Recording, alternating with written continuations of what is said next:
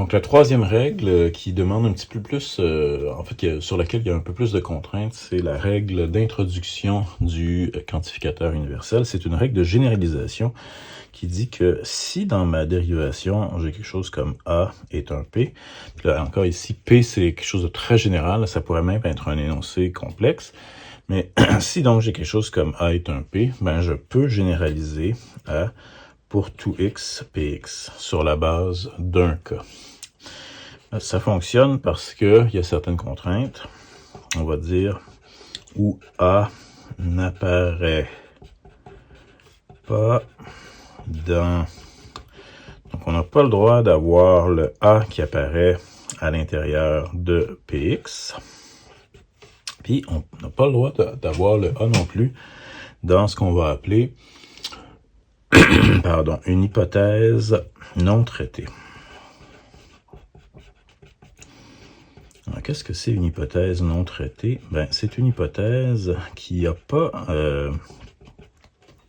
pour laquelle je suis pas encore parvenu à une conclusion. Okay, par exemple, je me mets un peu à côté ici pour vous rappeler la règle de l'introduction d'implication matérielle. Donc, si je veux avoir dans ma dérivation principale P implique Q, je dois ouvrir une sous-dérivation.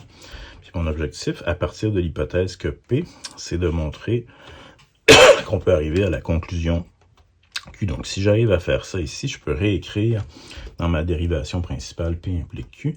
Ça ici, on va dire que c'est une hypothèse qui a été traitée dans la mesure où je suis parvenu à la conclusion que je voulais. Puis je suis retourné ici dans ma dérivation principale. Donc là,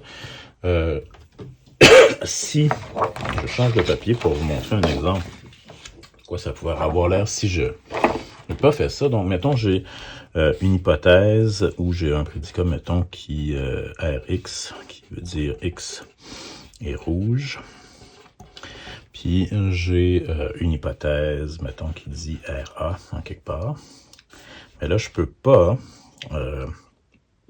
immédiatement, c'est une hypothèse, pas vrai? Je sais même pas si A est rouge. J'ai une hypothèse que j'ai A est rouge, donc je peux pas dire que pour tout X, X est rouge, parce que j'ai même pas ici un vrai individu sur lequel partir mon truc, c'est juste une hypothèse.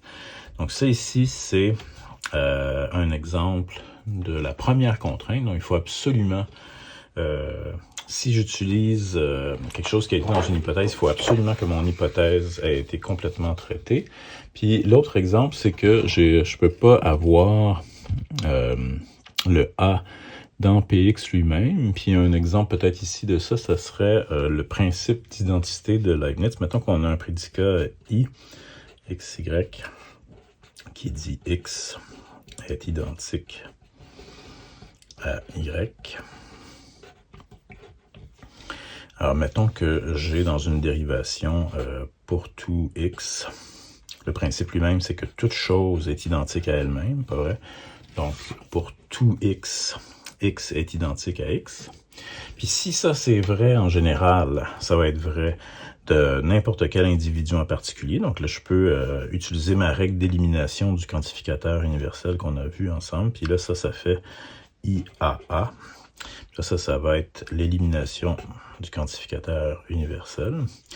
Mais là, ici, mon problème, puis là, c'est ça que j'ai pas le droit de faire, pas vrai? J'aurais pas le droit, ici, de partir de ça ici, puis de dire, pour tout x, x est identique à A. Donc, parce que dans ma règle, voyez-vous, la règle est ici, je peux pas avoir A dans Px, puis ici, mon Px, c'est Ix. Donc là, ici, ça, c'est pas bon. C'est pas vrai parce que j'ai encore le A à l'intérieur. Donc, voilà mes deux contraintes. Mais sinon, on peut généraliser à partir d'un cas particulier vers le quantificateur universel. C'est ça ma règle d'introduction.